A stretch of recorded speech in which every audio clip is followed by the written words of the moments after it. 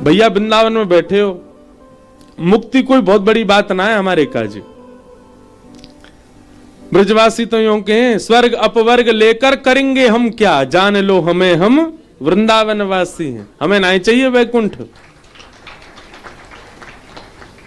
जहां नहीं नंद, जहां नहीं यशोदा, जहां नहीं गोपी ग्वाल और गाये, कहा करूं वैकुंठ ही जाए, कहा करूं वैकुंठ ही जाए। क्या करें हम वैकुंठ जाके?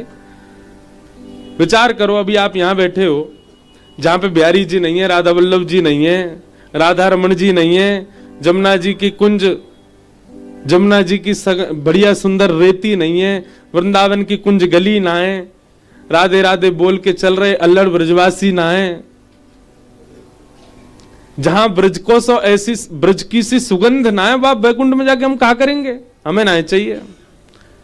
जन्म जन्म दीजो याही ब्रज बसे, हमें तो ये ब्रज ही चाहिए। तो यहां तो मुक्ति की कामना करते नहीं। कदापि अगर बाहर कोई मुक्ति की कामना करे और उसमें भी परीक्षित कर रहा है, राजन मुक्ति राक्षसों को भी मिलती है, मुक्ति दुष्टों को भी प्राप्त हो जाती है, और वही मुक्ति हम नाम जापकों को मिल जाए, हम कथा सुनने वालों को मिल जाए, हम सेवा करने वालों को मिल जाए, जो मुक्ति राक्षसों को मिली वही मुक्ति हमको मिल जाए, तो हम में उनमें अंतर क्या है?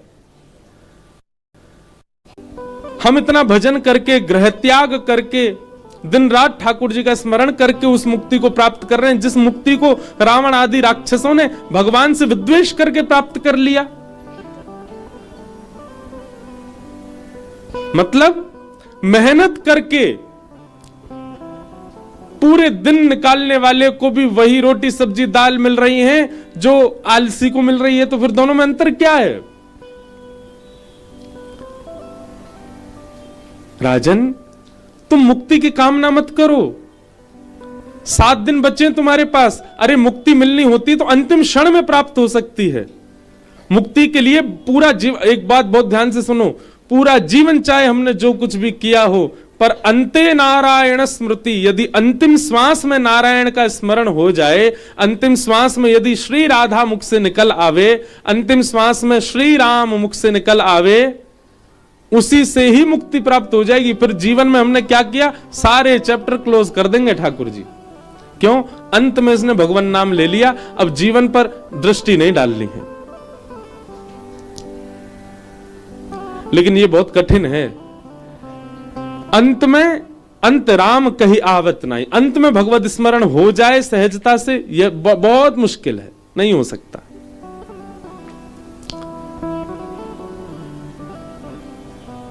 लेकिन राजन तुम्हारे पास तो 7 दिन बचे हैं, एक क्षण में मिलने वाली मुक्ति तुम 7 दिन में क्यों पाना चाहते हो?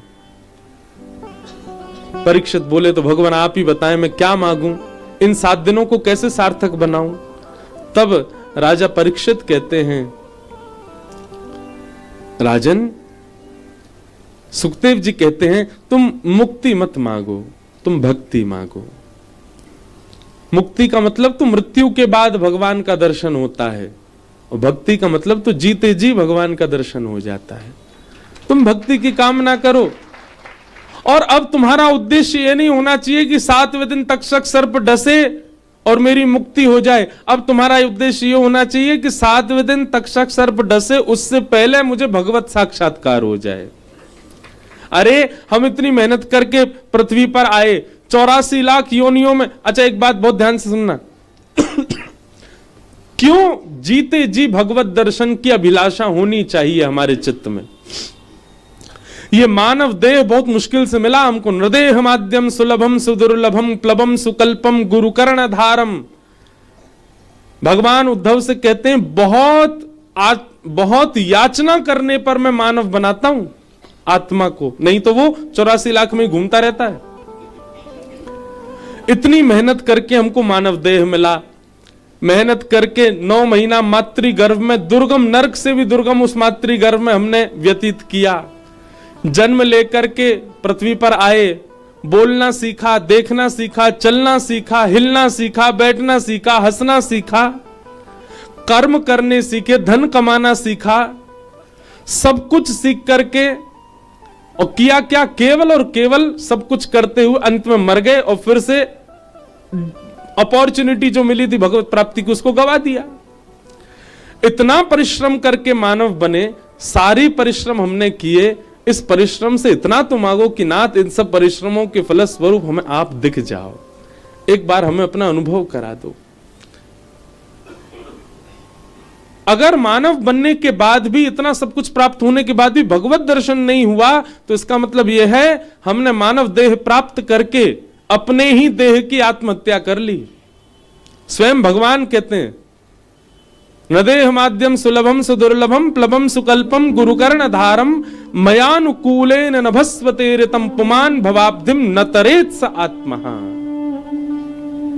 बहुत सुंदर श्लोक है ये,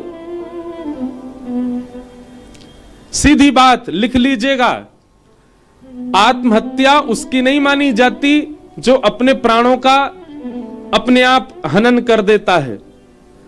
आत्महत्या उसकी मानी जाती है जिसने जन्म लेने के बाद, मानव बनने के बाद भी पूरा जीवन व्यतीत कर दिया, प्राण निकल गए, लेकिन एक बार भी श्री कुंज बिहारी जी को देख नहीं पाया, उसकी आत्महत्या हो गई।